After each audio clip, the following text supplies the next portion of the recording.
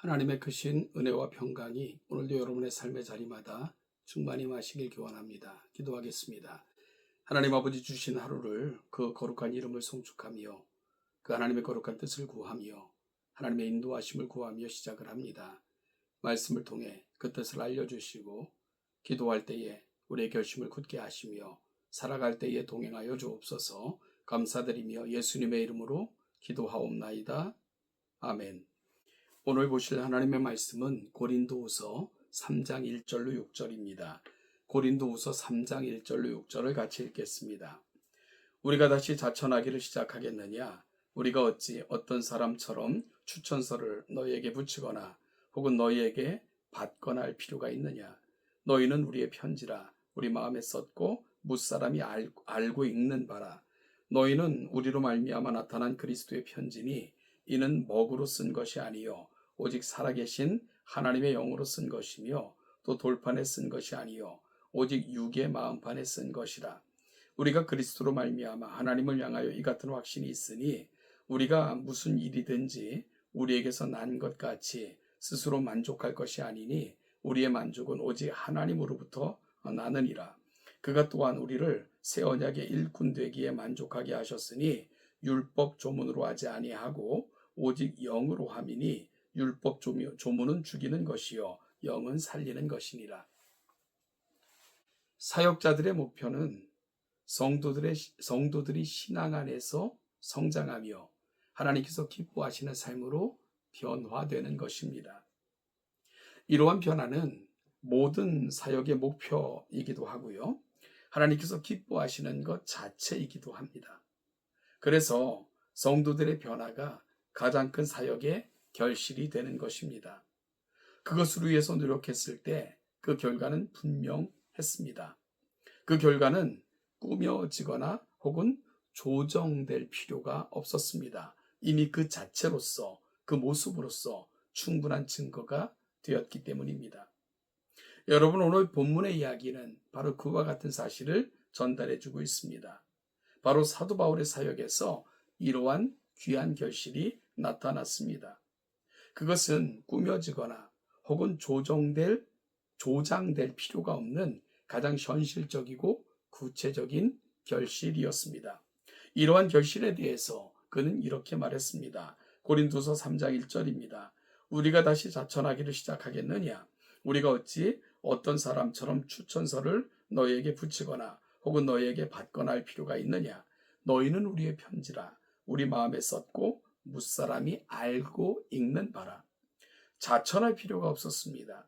광고하거나 자랑하거나 스스로 추천할 필요가 없었습니다. 또한 추천을 받으려고 하거나 보내거나 할 필요가 없었습니다. 왜냐하면 그 결과가 너무나도 분명하게 나타나 있었기 때문입니다. 그것은 바로 너희였습니다. 그들이 바로 추천서요, 편지요, 자랑이요, 결실이었습니다. 변화된 고린도 교회의 성도들이 바로 모든 사역의 결실이었던 것입니다. 그렇게 되기 위해서 그들은 사역자의 마음에 쓰여졌고 그로 인해서 모든 사람들이 알게 된 내용 그 자체였습니다. 이러한 진실한 목적과 헌신된 열정 속에서 그들이 그리스도의 편지가 된 것은 바로 그러한 방법으로 사역을 했기 때문입니다. 그렇게 그리스도의 편지가 되어서 그들을 통해서 하나님의 사랑이 나타나고 뜻이 증거되게 하기 위해서 사도 바울이 사용한 방법은 이러했습니다. 고린도서 3장 3절입니다.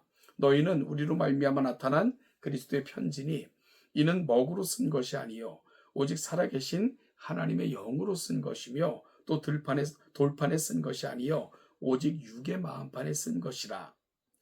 먹으로 쓰지 않고 영으로 쓰고자 했습니다. 돌판에 쓰지 않고요 마음판에 새기고자 했었습니다. 그래서 영으로 마음판에 새겨진 그리스도의 편지가 되었던 것입니다. 여러분, 우리 신앙생활 속에서 돌판에 쓰여지는 먹의 글씨가 있습니다. 그것은 형식주의요 외면주의이고 어찌 보면은 그저 흉내만 내는 종교적 행위일 것입니다. 겉으로 보기에만 노력을 기울이는 것, 그래서 종교적인 임무를 행하듯 사명을 감당하는 것, 신앙생활을 하는 것, 이것이 바로 돌판에 쓰여지는 글씨의 형태일 것입니다. 그것은 결코 그리스도의 편지가 될 수 없습니다. 왜냐하면 그것은 겉으로만 그럴듯한 예수님의 말씀을 빌리면 회칠한 무덤과 같아질 수 있기 때문입니다. 봉투는 그리스도의 봉투가 되어 그리스도의 이름으로 쓰여져 있는지는 모르지만 내용은 그리스도와 아무런 상관없는 그런 편지가 될 수 있기 때문입니다. 여러분, 건물을 지을 때 속까지 튼튼하게 짓는다는 것이 중요합니다. 따라서 그만큼 어렵기도 하죠. 철근을 튼튼하게, 시멘트를 튼튼하게 한다는 것은 신경을 많이 써야 합니다. 외장재를 좋은 것으로 한다는 건 역시 정성이 많이 가는 일입니다. 그런 일을 하지 않고 다만 내장재만 근사하게 만들어서 인테리어만 신경을 쓴다면 겉으로만 갖춰진 것이지 속으로까지 갖춰져 있는 것은 아닐 것입니다. 그런 건축물은 문제가 생기면 엄청난 재앙이 될 수도 있습니다.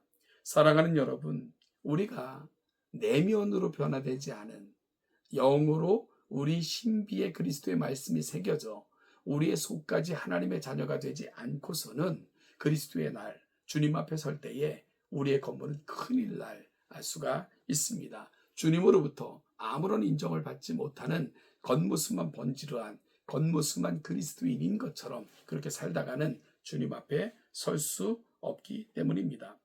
여러분, 그러한 일은 그냥 생기는 것이 아닙니다. 따라서 우리가 매일매일의 삶의 자리에서 하나님의 거룩한 말씀을 담고 우리 마음판에 새기고자 하고 그것을 날마다 확인할 때 우리는 비로소 그리스도 안에서 건실한 건물로 주님 앞에 설 때 칭찬받는 그런 자들로 세워지게 될 것입니다.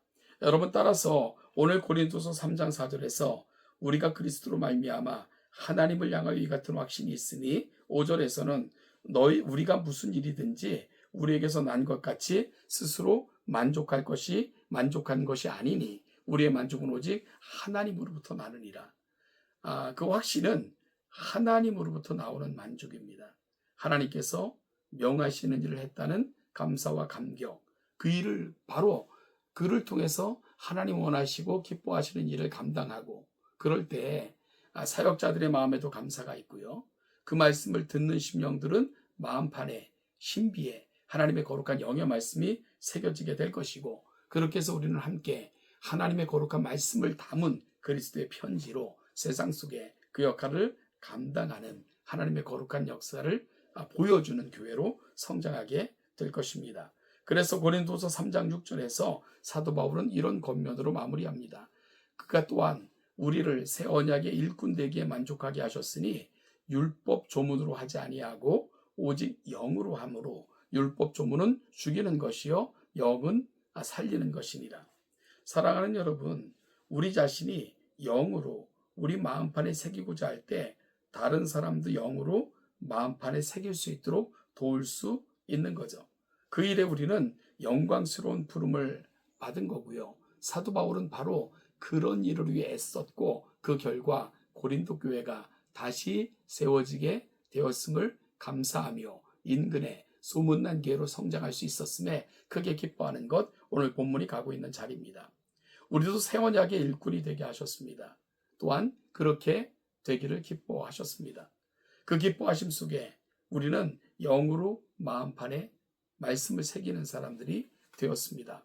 사랑하는 여러분, 따라서 오늘 사도 바울의 이 고백을 통해서 우리 자신들은 정말 어떠한 건물로 하나님 앞에서 세워져 가는가를 다시 한번 살펴보는 귀한 이 아침이 되기를 간절히 소원합니다. 모양만, 무늬만 가지고는 하나님 앞에 온전한 건물 될 수 없고요. 세상에 영향력을 미치는 하나님의 마음을 읽게 하고 깨닫게 하는 일에 쓰임 받을 수 없습니다. 우리의 영에, 우리의 마음에 하나님의 영의 말씀이 새겨지고 그것이 우리의 모든 삶의 자리에서 드러날 때 세상은 우리를 통해 하나님의 진정한 말씀을 듣게 될 것입니다. 이 일에 귀하게 사용되어지는 우리 동천의 귀한 성도들이 되기를 오늘도 우리 마음판에 하나님의 말씀을 새기고 그 말씀을 따라 살아감으로 세상이 하나님의 거룩한 편지를 읽게 하는 일에 귀하게 사용되어지는 동천의 성도들 되시기를 주님의 이름으로 축복합니다.